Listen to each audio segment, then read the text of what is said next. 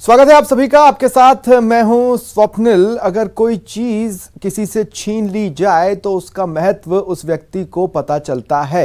Internet ऐसी ही एक सुविधा है जो राजस्थान के नसीब में कुछ इस तरह से आ चुकी है कि बार बार वो छीन ली जाती है। पूरे देश में जम्मू कश्मीर को अगर छोड़ दे तो राजस्थान में 85 से ज्यादा बार नेटबंदी अकेले पिछले 10 सालों में की गई है। इस बार जब नेटबंदी हुई एहतियातन की गई क्योंकि कानून व्यवस्था का सवाल था। कन्हैयालाल हत्याकांड के बाद जिस तरह के हालात बने थे, नेटबंदी की गई, तमाम जिलों में की गई, अलग अलग वक्फे के लिए की गई। लेकिन उसके बाद यह एहसास हुआ कि कितने काम अब इंटरनेट से जुड़ चुके हैं। कई लोग प्रभावित हुए, स्टूडेंट्स, उनकी स्टडी प्रभावित हुई। लोगों की बात करें तो जिनका रोजगार इंटरनेट से चलता है वो बुरी तरह से प्रभावित हुआ। बैंकिंग सेक्टर को इसका नुकसान झेलना पड़ा, स्कूल्स को इसका नुकसान झेलना पड़ा।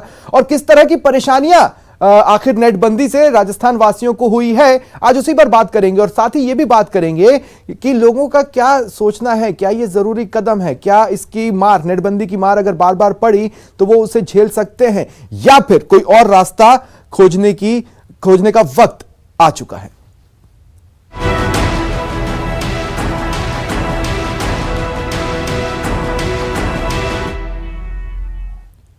और देखिए मेरे कुछ सहयोगी मेरे साथ जुड़ रहे हैं जो लोगों से बातचीत करेंगे। जयपुर से सहयोगी लवली वधवा मेरे साथ जुड़ रहे हैं, भरतपुर से दीपक पुरी मेरे साथ जुड़ रहे हैं और श्री गंगानगर से अशोक शर्मा मेरे साथ जुड़ रहे हैं। मैं सबसे पहले अशोक आपके पास आ रहा हूं। सबसे पहले तो आप मुझे बताइए आप कहां पर मौजूद हैं, आप किन लोगों के साथ मौजूद हैं, और जो नेटबंदी रही श्री गंगानगर में कितने दिन की रही और किस तरह की परेशानियां लोगों को हुई?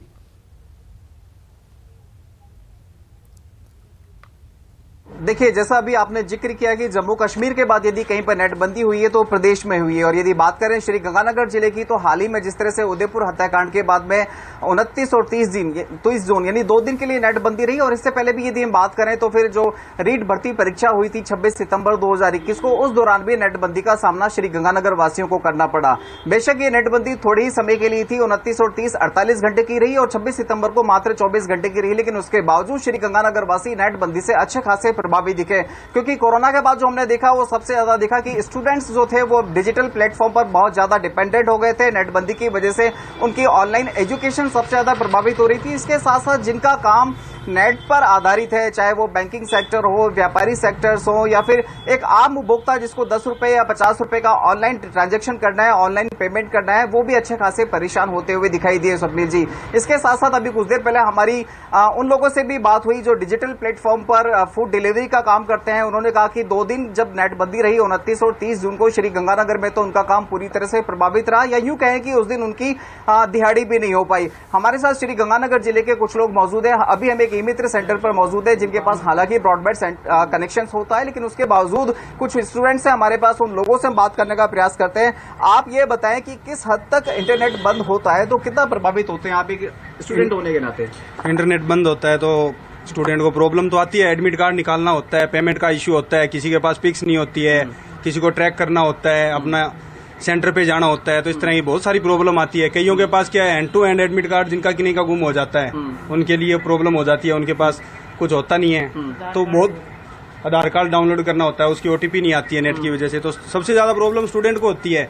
पेमेंट आजकल वो पिछड़ तो काम रहे होगा नहीं, ऑनलाइन अड़ है तो 20 बजे पेमेंट को नहीं है तो भी यहाँ परेशानी हो जाए, स्टूडेंट ने परेशानी होती है स्टूडेंट्स को। लेकिन जैसे आप बाजार जाते हैं तो बाजार में चूंकि आजकल हम लोग कैश कम कैरी करते हैं, प्लास्टिक मनी का यूज करते हैं, डिजिटल ट्रांजेक्शन करते हैं, उस दौरान कितना प्रभावित होते हैं आप नेटबंदी से? तो अपने जैसे करने जाते हैं खरीदारी तो आजकल लगभग लोग ऑनलाइन पेमेंट पे हो चुके हैं प्रभावित।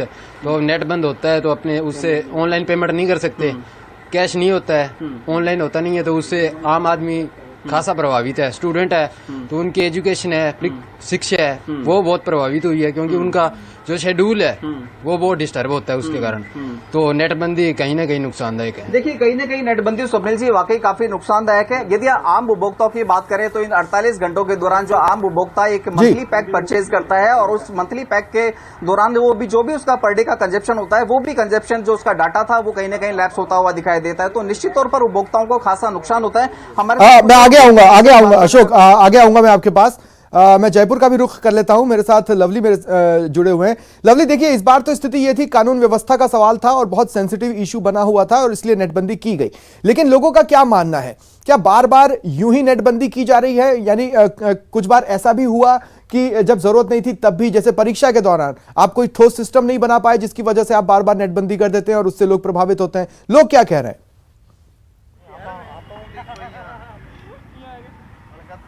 देखिए, बिल्कुल आपने सही कहा। जम्मू कश्मीर के बाद में राजस्थान ऐसा पहला राज्य है जहां पर नेटबंदी बहुत लंबे समय तक और बहुत लंबे समय तक कानून व्यवस्था के नाम पर बंद रही। लेकिन कितने लोग प्रभावित हुए उस पर बात करने के लिए कुछ नए युवा जो हैं वो हमारे साथ मौजूद है। इस वक्त मैं राजस्थान यूनिवर्सिटी में जयपुर में मौजूद हूँ।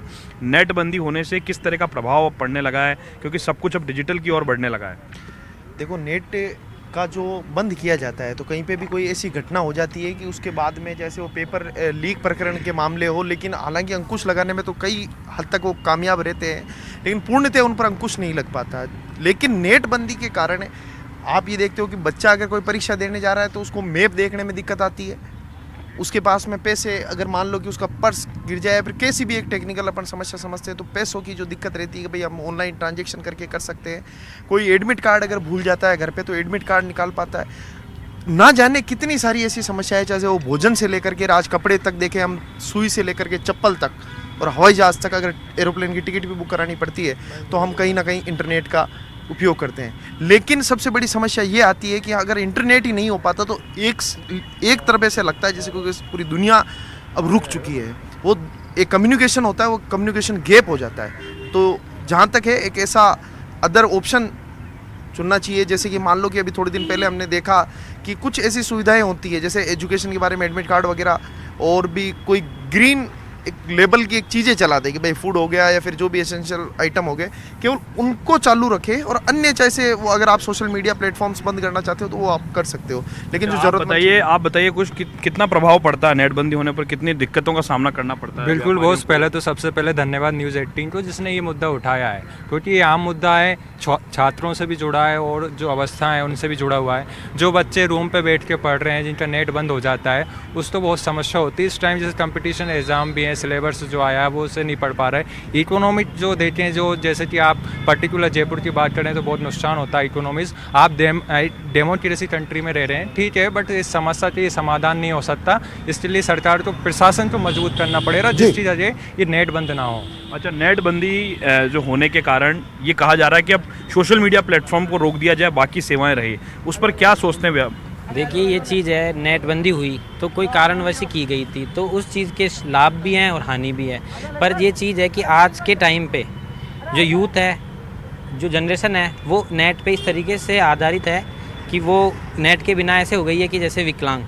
तो वो चीज़ है कि जब नेट बंद था, लेकिन इसीलिए इसीलिए लवली, मेरा सवाल ये था कि लोगों को क्या लगता है कि हर बार सिर्फ कारणवश ही नेटबंदी हो रही है, या अकारण भी अपनी नाकामी को छिपाने के लिए नेटबंदी का आवरण ओढ़ लिया जाता है ताकि नाकामी उतनी बड़ी न नजर आए जितनी हो सकती हो, कि अपने सिस्टम पर भरोसा नहीं है? इस तरह की बातचीत भी अब मैं चाहूंगा आप आगे करें लवली, लेकिन उससे पहले जैसलमेर से सहयोगी श्रीकांत भी मेरे साथ जुड़ चुके हैं, लेकिन भरतपुर का रुख करूंगा। दीपक, मैं आपके पास आ रहा हूं। दीपक, देखिए, कुछ एक ऐसा वर्ग भी होता है जो आम दिनों में हो सके लगे कि इतना बड़ा वर्ग नहीं है, इतने सारे लोग नहीं होंगे, लेकिन अच्छा खासा वर्ग होता है जो या तो टैक्सीज चलाता है या ऑटोज चलाता है, या फिर जो डिलीवरी बॉयज हैं उनका रोजगार ही इस बात पर टिका हुआ है कि इंटरनेट चलेगा तो उनकी नौकरी रहेगी। जब इंटरनेट बंद होता है तो उनके सामने दिक्कतें आ जाती हैं।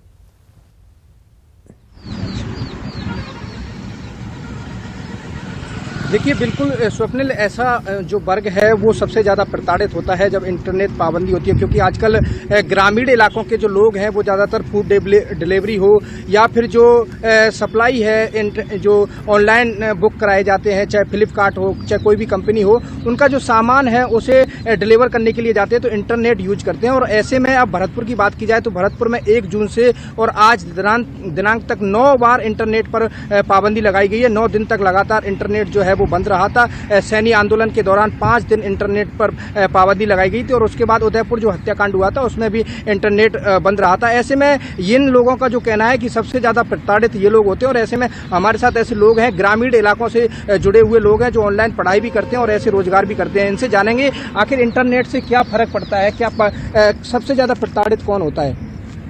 ये आम जनता परेशान होती है, क्योंकि जो बड़े हैं, इनकी एजेंसियां हैं, उनके तो नेट चलते हैं। जो ग्रामीण जनता लाइट नहीं आती, पहले ही परेशान है, और लाइट भी से नेट भी नहीं आता। तो ये जनता पहले ही परेशान है और किसी को कोई भी सामान लेता है तो करना पड़ता है, फोन पे करना पड़ता है, बैंक में जाना है, पढ़ाइयाँ चल रही हैं ऑनलाइन सारी चीजें, तो आम जनता पर बहुत प्रभाव पड़ता है। और ये सरकार नेट बंद करके अपनी नाकामी को आम जनता पर थोप देती है। ऐसी सुरक्षाएं जहाँ दंगा हो वहाँ उनको सुरक्षाएं ऐसी सुरक्षाएं दें कि उनको फायदा हो। दंगा उदयपुर में हो रहा है, नेट सारे राजस्थान में बंद हो रहा है, भरतपुर जहाँ कुछ भी नहीं हो रहा है वहाँ भी हो रहा है। तो इससे आम जनता पर फर्क पड़ रहा है। बड़े लोग जो करते हैं वो तो पहले से इंतजाम रखते हैं, नेट बंद होगा तो हमें किस प्रकार से कैसे कहाँ से हमें इधर से उधर करना है। मैम स्टूडेंट हमारे साथ है, आपको सबसे ज्यादा इंटरनेट पाबंदी पर फर्क पड़ता है क्योंकि ऑनलाइन आजकल पढ़ाई चल रही है, क्या सोचते हैं आप इंटरनेट पाबंदी पर? नेट बंद सबसे पहले तो पढ़ाई पे फर्क पड़ता है, और जैसे हमको कुछ आ नहीं रहा है तो यूट्यूब पे देख लिया, नेट है तो देख नहीं पाते हैं, नेट बंद हो जाता है। और बायजूस है, जैसे ऐप्स के थ्रू हम पढ़ते हैं, और नीट की ऑनलाइन वो चल रही है तो उसका पेपर आने वाला है, और ये जो है नेट बंद कर रहे हैं, ऐसे कैसे चलेगा?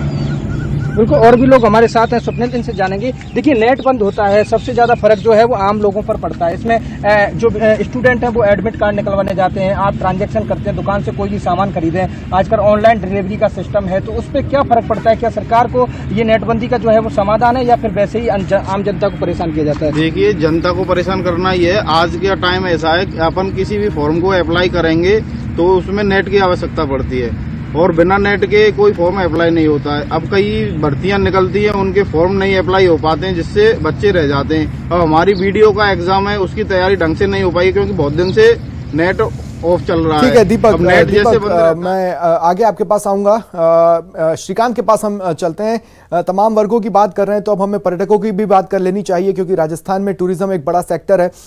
मैं श्रीकांत आपके पास आ रहा हूं। देखिए, तमाम तरह के पर्यटक होते हैं जो घूमने आते हैं, वो काफी हद तक नेट पर डिपेंडेंट होने लगे हैं। जैसे गूगल मैप के जरिए वो रास्ते खोजते हैं, कैब्स बुक करते हैं, जगहों को बुक करते हैं, और नेट बंदी हो जाए तो ये सारी चीजें ठप सी पड़ जाती हैं।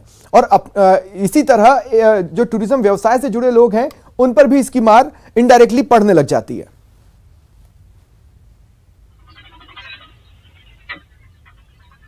अच्छा श्रीकांत, ठीक है। लगता है श्रीकांत तक मेरी आवाज नहीं पहुंच रही है। एक बार फिर मैं श्री गंगानगर का रुख करता हूं। अशोक मेरे साथ हैं। अशोक, देखिए, चूंकि आपने मुझे बताया कि आप ई मित्र कियोस्क पर खड़े हैं, तो वहां के जो संचालनकर्ता हैं या जो एम्प्लॉयज हैं, अगर आप उनसे बातचीत करें तो आम दिनों में तो वहां तमाम तरह के लोग आते हैं, है ना।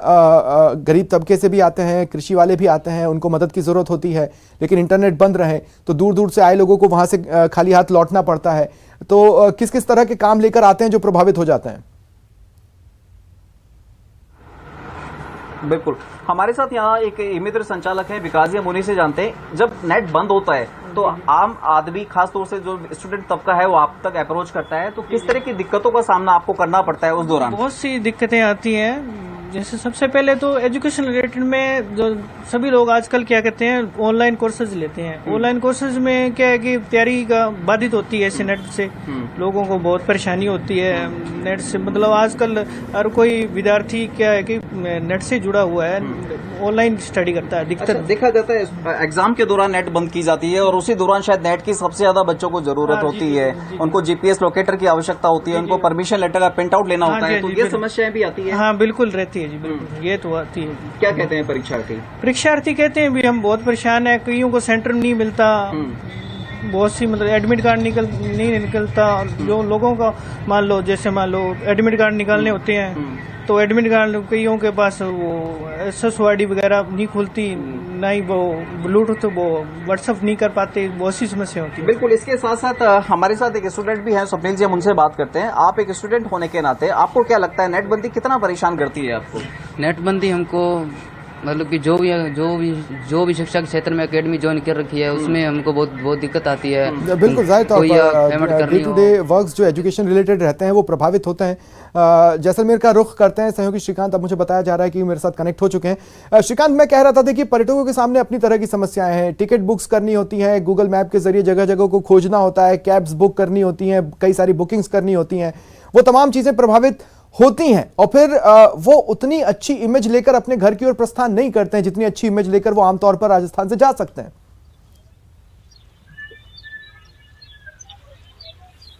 स्वप्निल, मैं आपको बता दूं, पर्यटन नगरी है। सबसे बड़ी समस्या तभी होती है जब पर्यटन सीजन हो। अब पर्यटन सीजन शुरुआत थी, उदयपुर कांड की वजह से नेट बंद हुआ। समझ आता है शांति व्यवस्था बनानी थी, लेकिन कहीं ना कहीं लगातार जो है एग्जाम्स हो या फिर कोई और प्रक्रिया जब सरकार करवाती है तो अपनी कहीं ना कहीं नाकामियों को छुपाने के लिए अपने बंदोबस्त को लगता है तकनीकी खामी आई है। श्रीकांत के साथ मेरा कनेक्शन बाधित हुआ है। चलिए जयपुर का रुख करते हैं। सहयोगी लवली वधवा हमारे साथ बने हुए हैं। लवली, देखिए अब बैंक्स के साथ क्या है ना कि कहां से कब कौन सा कस्टमर पहुंचेगा किसी को जानकारी नहीं, लेकिन बैंकिंग सिस्टम भी नेटबंदी के कारण प्रभावित रहा। लोगों को अगर रेलवे की टिकट्स बुक करनी हो तो अब लोग घरों पर ही लैपटॉप पे या मोबाइल पे रेलवे टिकट्स बुक करने लगे हैं, लेकिन इंटरनेट बंद है तो वो भी नहीं हो पाता। तो कई सारी प्लानिंग्स होती हैं जो कमर तोड़ देती हैं। तो कुल मिलाकर अगर मैं कहूं कि बाजार और बाजार के तौर तरीकों पर कितना असर पड़ा है, इस पर मैं आपसे बातचीत करूंगा, लेकिन श्रीकांत वापस जुड़ चुके हैं। जी श्रीकांत, अपनी बात जारी रखें। स्वप्निल, कहीं ना कहीं सरकार जो है बड़े बड़े दावे करती है। पेपर का मामला हो, नेट बंदी करने के बाद भी जो है वो पेपर तो वैसे ही लीक होते हैं, लेकिन नेट बंदी से सबसे ज्यादा जो डिस्टर्ब हुआ है वो पर्यटन नगरी जैसलमेर हुआ है। क्योंकि अभी जो है ये दिन है जहाँ पर पर्यटक अधिक आते हैं और उन्हें हर चीज की डिलीवरी चाहिए, हर चीज उन्हें अपने होटल रूम तक चाहिए। तो कहीं ना कहीं जो डिलीवरी ऑपरेटर्स है उन्हें परेशानी होती है। कुछ लोग हैं उनसे बात करते हैं, कितनी परेशानी, कितना बिजनेस डिस्टर्ब हुआ, लोगों को कितनी परेशानी। जैसा कि मेरा खुद का जैसलमेर में ऑनलाइन डिलीवरी पोर्टल है जेम सेट के नाम से, तो उसमें मुझे काफी मेजर इश्यूज देखने को मिले। जो भी ऑर्डर हम ऑन कॉल हम जो रिसीव कर रहे थे उसके अंदर जो ऑर्डर को ट्रैक कर पाना बहुत ही मुश्किल था। और जो हमारे डिलीवरी वैलेट्स हैं, जो वैलेट्स जो कस्टमर से पास तक प्रोडक्ट को पहुंचाते हैं, उनको भी जैसे उनकी लोकेशन फैच नहीं हो पाती थी। व्हाट्सएप के जरिए हमें जो लोकेशन मंगाते हैं वो भी नहीं आ पा रही थी। और डिजिटल इंडिया के चलते हुए जैसे आजकल सभी लोग हैं जो ऑनलाइन पेमेंट को ज्यादा बढ़ावा देते हैं, तो वो जो पेमेंट जो गेटवे वो भी बंद थे नेट के चलते हुए, तो उसका भी हिसाब किताब रखना थोड़ा कठिन हो रहा था। देखा जाए कहीं ना कहीं जो है ऑनलाइन पेमेंट्स की बात करें तो वो अब हर चीज में है। और जब बात अगर हम कर रहे हैं इंटरनेट की और आज के युग की, तो इंटरनेट से जुड़ा है सबसे ज्यादा परेशानी, बिजनेस बड़ा ज्यादा ठप हुआ। वहीं सरहदी इलाका है, पहले से ही शिक्षा में पिछड़ा है। शिक्षा को लेकर कितनी परेशानियां हुई है, क्योंकि आज भी अगर बात करें तो एग्जाम्स थे, आगे भी एग्जाम्स की तैयारी कर रहे हैं, उन लोगों को कितनी। जैसलमेर एक सरहदी इलाका है और यहाँ पे शिक्षा का बहुत ज्यादा अभाव होने के कारण जो इंटरनेट के माध्यम से हम लोग शिक्षा प्राप्त करते हैं, जैसे कि आज वीडियो का एग्जाम था, उससे पहले लैब असिस्टेंट का एग्जाम था और आगे रीड का एग्जाम जो आने वाला है।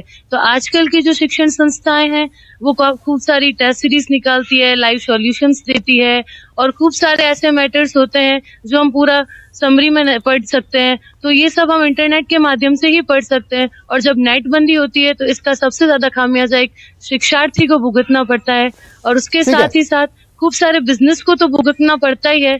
लेकिन आज के टाइम में सबसे बड़ी एक दिक्कत आती है कि नेट से श्रीकांत बने रहे आप मेरे साथ। अजमेर से सहयोगी अभिजीत दवे भी मेरे साथ जुड़ रहे हैं। अभिजीत, 80-90 के दशक में इंटरनेट इतना जरूरी अंग नहीं बना था हमारे जीवन का, लेकिन अब जब इतना जरूरी अंग बन चुका है और उसको जब छीन लिया जाता है तो ऐसा लगता है कि हम आदिकाल में जा चुके हों और उससे उतना ही प्रभावित होते हैं जितने आदिकाल में मनुष्य प्रभावित रहते होंगे।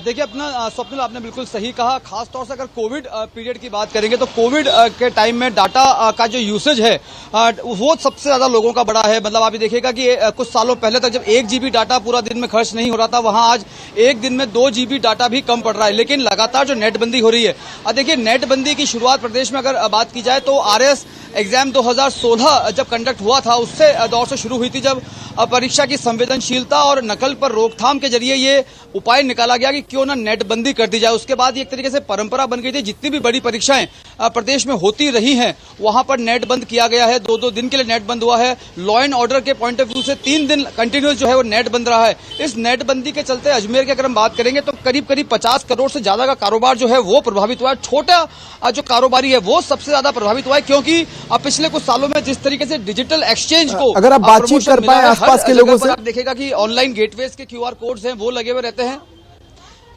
देखिए मैं कुछ लोगों से बात करने की अभी कोशिश करूंगा किस तरीके से जो है इंटरनेट नेटबंदी जो है उनकी दिनचर्या को प्रभावित किया। नेटबंदी लगातार जो हो रही है, कभी परीक्षा के नाम पर, कभी उसके नाम पर, एज अ कारोबारी कितना प्रभावित होते हैं आप लोग? सर एज अ कारोबारी तो मैं यही बता सकता हूं कि आज की स्थिति डिजिटल इंडिया वाली स्थिति है, और डिजिटल इंडिया वाली स्थिति में होते हुए भी आज ये स्थिति है कि आए दिन सरकार नेट बंद कर देती है। केवल व्यापारी वर्ग नहीं, समाज के हर वर्ग को इसका नुकसान झेलना पड़ता है, चाहे विद्यार्थी वर्ग हो, चाहे किसी को गाड़ी लेके कहीं जाना हो, छोटे व्यापारी हो, बड़े व्यापारी हो, सभी को इसका बहुत बड़ा नुकसान है।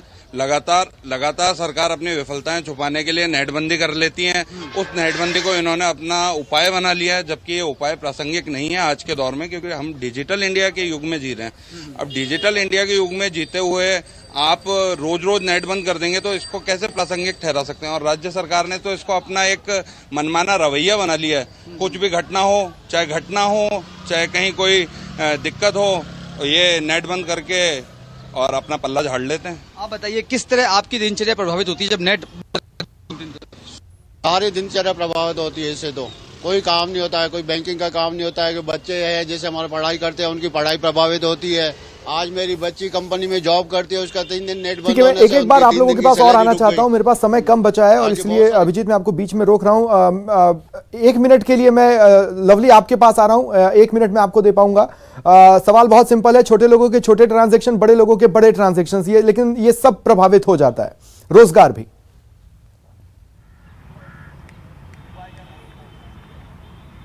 देखिए बिल्कुल आपने सही कहा, छोटे लोगों के छोटे ट्रांजैक्शन, किस तरह से जो व्यापार है, चाहे वो ऑनलाइन फूड डिलीवरी की बात करें और चीज़ों की बात करें, कितनी दिक्कतें होती है। सरकार अपनी नाकामी छुपाने के लिए नेटबंदी तो कर देती है। देखिए सर, आज के टाइम हर चीज़ का फ़ायदा है तो हर चीज़ का नुकसान भी है। देश अपना आधुनिकीकरण की ओर जा रहा है, तो आज इंटरनेट अपने जीवन का उतना ही ज़रूरी हिस्सा हो गया जितना अपन खाना है, कपड़ा है, उतना ही ज़रूरी हिस्सा अपने आज के टाइम इंटरनेट हो गया है। कोई छोटा व्यापारी मान लो या बड़ा व्यापारी मान लो, हर व्यक्ति के लिए इंटरनेट ज़रूरी है। जैसे कि मैंने एक आर्टिकल में पढ़ा कि 20,000 लाख अमेरिकी डॉलर का भारत को नुकसान हुआ था इंटरनेट के कारण। अभी कोई जो छोटा व्यापारी है, मान सकते हैं अपन कोई ओला चलाता है, तो उसकी जो महीने की 5 दिन की नेटबंदी के कारण उसका घर परिवार पीछे रह गया, वो महीने की किस्त नहीं निकाल पा रहा है। छोटे व्यापार, सभी तरह की दिक्कत हो रही है। आप बताइए कितनी दिक्कत होती है? मैं खुद बाहर रहती हूँ, मुझे ट्रांजैक्शन में बहुत इश्यूज हुए। जैसे कि आज न्यूज़ का सबसे बड़ा सोर्स फ़ोन है। अगर आपके पास फ़ोन है तो आप एक वर्ल्ड से कनेक्टेड रहते हैं, पर फ़ोन में नेट बंद था तो कहीं बाहर की न्यूज़ पता नहीं चल पा रही है। एग्ज़ाम रिजल्ट्स आ रहे हैं तो भी हमें नहीं पता चल रहा, 2 दिन बाद हमें पता चल रहा है कि हमारा रिजल्ट आ गया। तो there are many issues. Students को कितनी दिक्कत होती है? स्टूडेंट्स को सबसे ज़्यादा दिक्कत नेटबंदी से हुई है, क्योंकि अभी राजस्थान विश्वविद्यालय के यूजी के फॉर्म चल रहे थे और वो ऑनलाइन सबमिट करने थे। रहे लवली मेरे साथ। श्रीकांत, मैं वापस आपके पास आ रहा हूं, लगभग 1-1.25 मिनट ही मैं आपको भी दे पाऊंगा, तो आपके साथ जो लोग मौजूद हैं उनसे बातचीत करें और इस चर्चा को आगे बढ़ाएं कि उनका जीवन कैसे प्रभावित हुआ और उन्हें लगता है कि क्या बेफिजूल भी कई बार नेटबंदी कर दी गई। स्वप्निल, कहीं ना कहीं लोगों का मानना है कि बेफिजूल तरीके से नेट बंद किया जाता है। जो घर से काम कर रहे हैं उन लोगों के लिए सबसे बड़ी परेशानी है, क्योंकि ये टॉपिक अब तक नहीं आया था, तो उससे रिलेटेड बात करना चाहूंगा। कितना बिजनेस डिस्टर्ब होता है जो लोग घर से काम? कुछ समय पहले से जो ऑनलाइन बिजनेस है और ई बिजनेस है, उसकी ग्रोथ बहुत अच्छे से चल रही है। बस उसको रोकने वाला भी इंटरनेट ही है। जब अभी हाल ही में 3 दिन के लिए इंटरनेट बंद हुआ था, उस टाइम हमें बहुत ज्यादा प्रॉब्लम हुई थी। हमसे कांटेक्ट करने वाले सिर्फ गूगल से हैं, तो उनसे हमें बहुत ज्यादा प्रॉब्लम हुई थी। हमसे कांटेक्ट नहीं कर पा रहे थे। हमारा जो प्रोडक्ट रेडी था वो पूरा वेस्ट गया, सारा हमारा वो वेस्टेज हुआ। वो हमें सेल्स में भी प्रॉब्लम क्रिएट करा है, प्रॉफिट में भी करा है। तो इंटरनेट का टेम्परेरी जो बंद करना और बिना मतलब बंद करना, वो यूजलेस है एकदम, और उससे हमें बहुत ज्यादा इफेक्ट हो रहा है। कहीं ना कहीं इंटरनेट तो बहाना है और बाकी कुछ और ही फंसाना है। स्वप्निल, एक लास्ट बात कहना चाहूंगा, अपनी बात को विराम दूंगा। लोगों की जो परेशानी है वो जो है राहत भी इंटरनेट देता है और परेशानी भी इंटरनेट खड़ी करता है, क्योंकि जो युग है वो इंटरनेट का युग है। हम घर से निकलते हैं और हमारा जो जीवन है वो एकदम से ठप पड़ जाता है। 3 दिन मानो हम जी नहीं रहे थे, ऐसी कंडीशन हो रखी थी, क्योंकि बिना इंटरनेट के ना तो कोई किसी से मिल पाता है, ना बात कर पाता है, ना कुछ खाने को मंगवाना हो या फिर पहनने के लिए कुछ हो या फिर किसी का रोजगार हो। सबसे ज्यादा तकलीफ उन लोगों को थी जो ग्रामीण एरिया में है, जहाँ पर ब्रोडबैंड की कोई व्यवस्था नहीं थी, बिल्कुल रूप से नेट ठप था। और वो लोग जो अपनी कड़ी मेहनत से पढ़ाई कर रहे थे, नेट और नेटबंदी से जुड़ा एक इंटरेस्टिंग घटनाक्रम मैं आप लोगों के साथ साझा करना चाहता हूं, जो कि झारखंड में हुआ। उसके साथ ही फिर हम इस बात को खत्म करेंगे, इस प्रोग्राम को खत्म करेंगे। हुआ दरअसल ये कि एक व्यक्ति ने अपनी ऑपरेटिंग कंपनी जो सर्विस प्रोवाइडर है उस कंपनी को ये एप्लीकेशन लिखी कि सरकार ने मेरे इलाके में 3 दिन के लिए नेट बंद किया और इस 3 दिन में जो 1.5 GB आप पर डे मुझे देते हो मैं उसका इस्तेमाल नहीं कर पाया, तो क्या ऐसा कोई प्रावधान है कि आप मुझे रिटर्न करें। तो इस तरह की बातें अब सामने आ रही है, जिससे ये पता चलता है कि लोग खींच रहे हैं बार बार की नेटबंदी से। अगर किसी जगह पर जरूरत नहीं है तो वहां पर अपनी नाकामी छुपाने के लिए नेटबंदी क्यों करना, ये सवाल लोगों को बार बार कचोटने लगा है। बहुत बहुत शुक्रिया आप सभी मेरे सहयोगियों का मेरे साथ जुड़ने के लिए और इस प्रस्तुति में शामिल होने के लिए। फिलहाल इतना ही, नमस्कार।